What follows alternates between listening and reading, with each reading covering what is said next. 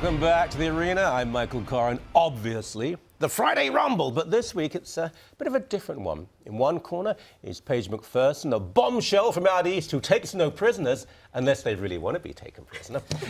The other corner is Rachael Segal, a journalist and lawyer who puts the eagle in Segal. Hello, how are you? Doing well Good. now, thank you. Good. Cell phone searches. Now, you're a lawyer, you're not, but you pretend to be one. For the purpose of this. All that's happened with the Supreme Court is they've said that what the police already did, they looked through cell phones of those who were already arrested. They can't just come up to you and say, well, let's have a look at that. They can use what is on a cell phone to help to try and convict after arrest. What's wrong with that? I think that it's a gross violation of our privacy that the police would be able to look through our cell phones, which essentially today in a modern technology that we have are basically our home computer in our pocket. And that's true because of the cloud. Everything's linked now. And without a charge or a conviction or a sentencing, this is... It's after arrest, though. It's after an arrest. There are so many reasons why you can get arrested, and lots of people get arrested, and then it's thrown out. There's no reason for them to have been arrested. They're not guilty of anything. They're simply arrested, and they should not have their privacy rights taken away because of that. This plays to the invasion of privacy versus keeping Canadians safe argument that we see in the law all the time. I am not yet a lawyer, but almost, and our Constitution is written with this question. Ultimately, we need to keep Canadians safe, and cell phones are slowly becoming an amazing tool in being able to prove different offenses. There are safeguards in place to ensure that privacy rights are not infringed. For example, you have to be arrested, so I can't just walk down the street and a police officer says, hey, give me that cell phone. Exactly. There has to be detailed notes, so police officers have to be accountable for everything that they search. So in this decision, the Supreme Court did recognize those privacy rights, but... So after you have your privacy rights trumped, they have to have detailed notes of it so it's okay. And if it saves just one life, if we catch just one criminal, then my rights being taken away, it's perfectly legitimate. There was a case in the US where there'd been a robbery, I think it was a bank, but there'd been a robbery, and there'd been a communication between the person in the building and the getaway driver on his phone, and that was used to convict. Yep. It was after arrest, so without that, the conviction may not have taken place. But you say it doesn't matter. No, that's a very clear-cut case, I would say. However, the cases down the road that the precedent is setting for this are not going to be as clear-cut. It's going to be much murkier down the line. How do you know that? Because of course it is. It's the law. It's a bending thing. Every case is different, but when precedent is set... There has to be a genuine legal purpose for them to search your phone, and that's the bottom line. And they're not just going in and looking through your phone. You make a valid point. Do the cops ever not tell the truth? I've heard it said, but... in other areas too, you know they will search and say we did have a reason, we did have probable cause. The same applies to a phone. We're just modernizing, we're catching up with the times by saying a phone could be searched as well. The reason that we have cell phones today is basically for the purpose of organizing our entire lives. That is 100% true, especially of people in my generation. And while you might say, yes, well, that might catch one criminal, it's also a gross violation of my privacy if a police officer is able to look into my entire life. I've heard it equated in this case to a piece of paper that might be on your pocket because it's in your person. So you're much younger than me, because my last text was darling to my wife, what's for supper? So anyway, now let's move on to, have you ever saved anyone from a burning building, by the way? No, never. No? Okay. I don't think I would be qualified for that. Nor do I. Fire department in New York dropping physical test requirements amid low female hiring rate. Now this doesn't apply just in New York. This has been all over North America, all over the Western world. Yeah.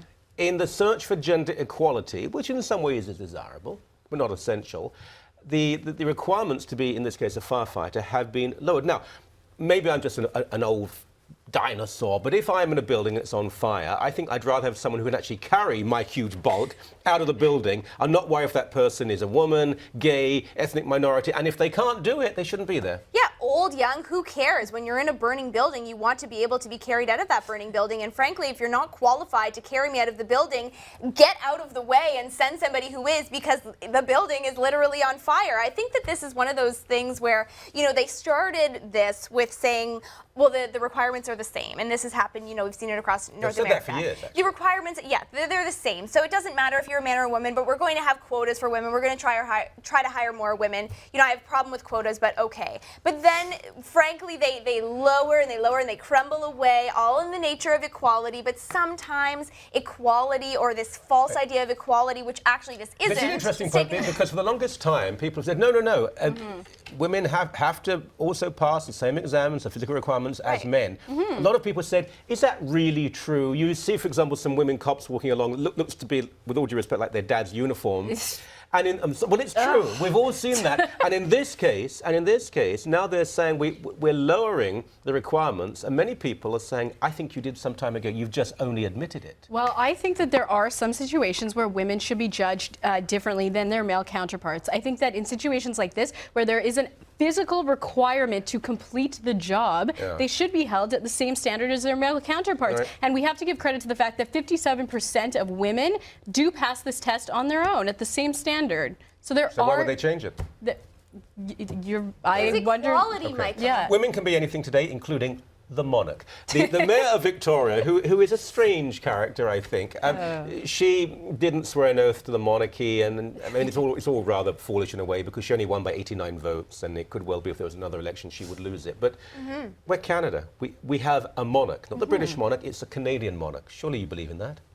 I believe that we have one. I don't believe that it should be forced. I think that forced. Well, it is or it isn't. No, well, okay. Well, then Are you a Republican? There is no constitutional requirement Are you for a the mayors of cities. I am not a dyed-in-the-wool Republican, but yeah, I can definitely. Not what you were saying over the road about half an hour ago. I can see the argument certainly for us not having a monarchy. I don't think it serves any real purpose other than an attachment to history. Are you a regicide? I don't know. The monarchy is part of our cultural heritage in this country. And this mayor, I lived in Victoria for 4 years, so I understand where she's coming from. Everything's a little kookier out in that city. But she talked about the Aboriginal prayer that she said at the beginning of the opening of the session. And that's fine. That is also part of our cultural heritage. But it's not an either-or situation. We should be respecting the monarchy as part of our history, and I think she was wrong for choosing not to do so. I love the fact that we are Canadian and not American. I'm not anti-American, but as much as possible that keeps us being Canadian, I think we should preserve. As a conservative, I'm amazed that you actually want to kill the monarch. I can't believe it. But I don't want to physically kill No, her. I'm teasing you. It's what I do. We'll be back with some very interesting stories, including your obsession with sexy underwear. Yeah, more when we come back. Don't go away. Don't you dare go away.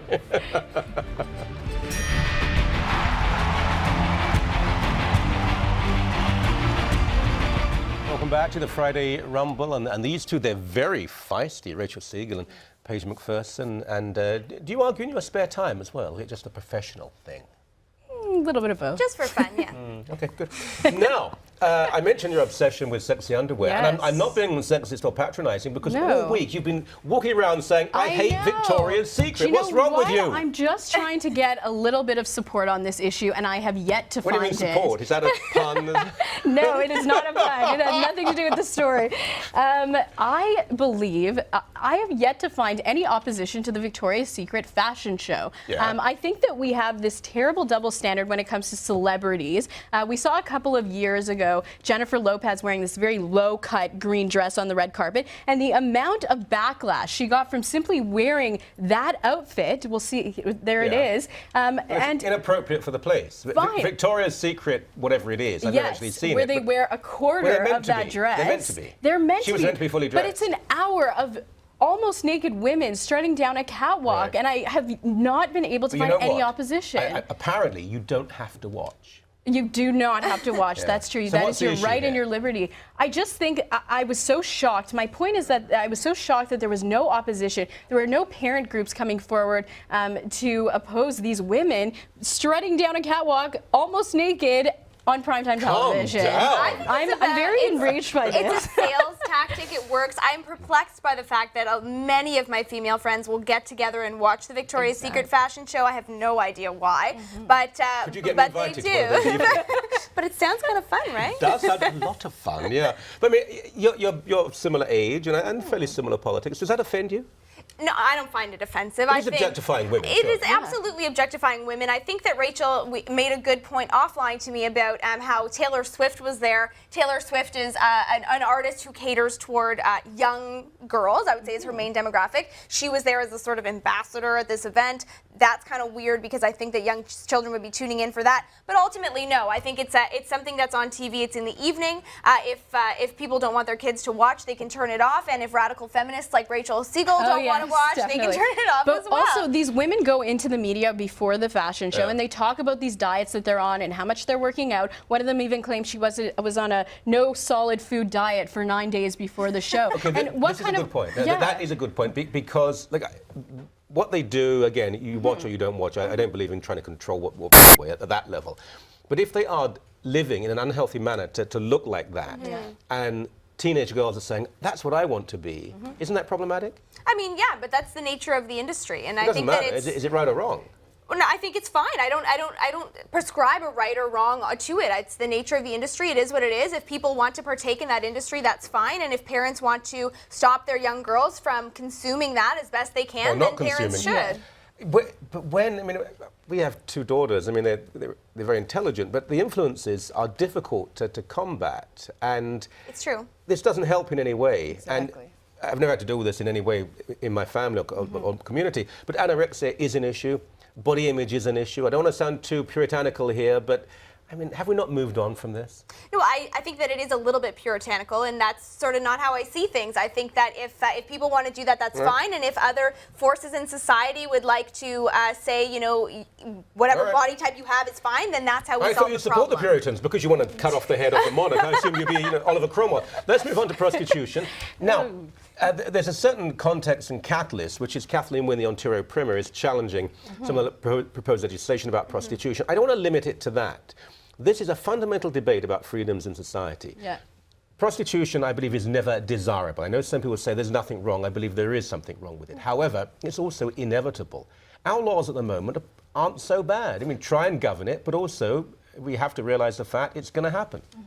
Well, the big issue in this case is Section 7 of the Charter, which is the right to life, liberty, and security of person. And so when the Supreme Court struck down these laws, or didn't uphold them for a year, giving Parliament time to change them, they were saying that the former laws did not allow for the security of these women. And so Kathleen Wynne this week presented a question of whether or not the new laws are constitutional, and I think she raises a good point that maybe they don't completely support the security of these women by putting the onus on the Johns, allowing for the Johns to feel more stress in that they're going to be they're being targeted. It's a Nordic model where the man, invariably it's a man who is buying the woman for a while, and that's what is going on, will be arrested. Well, does it protect the prostitute? Not as such, but it gives that woman, invariably a woman, I suppose, more control. I think that the best way to protect the prostitutes in this case and to, allow for us to partake in the markets in which we choose is to legalize or decriminalize the whole lot of it. Because I don't think it makes much sense to have the sale of something be legal, but the purchase of something be illegal. To have the communication of the sale of something be illegal, making it more difficult for prostitutes to be able to do it in a safe and open space. They'll have to go into back alleys where I think the risks are much higher for them.